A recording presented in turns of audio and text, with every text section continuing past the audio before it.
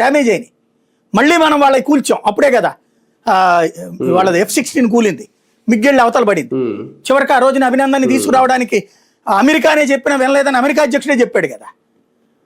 అలాగే చైనా అధ్యక్షుడు చెప్పాడు కదా, ఐక్యరాజ్య సమితి చెప్పింది కదా, దుబాయ్ రాజు చెప్పాడు కదా, సౌదీ అరేబియా యువరాజు చెప్పాడు కదా, మేము ఇట్లాగా నిదానంగా దాన్ని చట్టపరంగా చర్య తీసుకుందాం విడిపిస్తామంటే 24 గంటలు టైము మిస్సైల్ అన్నట్టు తిప్పాం.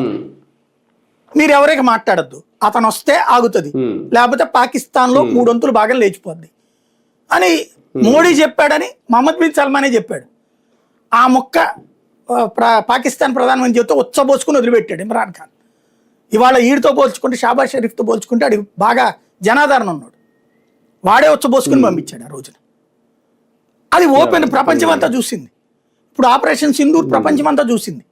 చూస్తే ఇతనికి బలహీనుడు అని చెప్పే ప్రయత్నం, టెక్నికల్ పాయింట్స్ ఉంటాయి, కొన్ని ఫైళ్ళు, కొన్ని వ్యవహారాలు.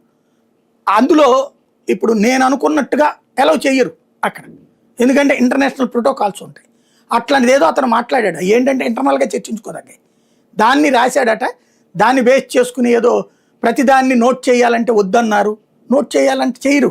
ఇప్పుడు ప్రతి సైన్యంలో ప్రతిదీ నోట్ చేయకూడదు, అవతలోడికి ఇన్ఫర్మేషన్ పోతుంది. అది దాన్ని ఏదో రాశాడు టెక్నికల్ పాయింట్స్ ఆయన, దాన్ని పుచ్చుకుని వీళ్ళు ఇట్లా చేశారు అట్లా చేశారు అంటున్నారు.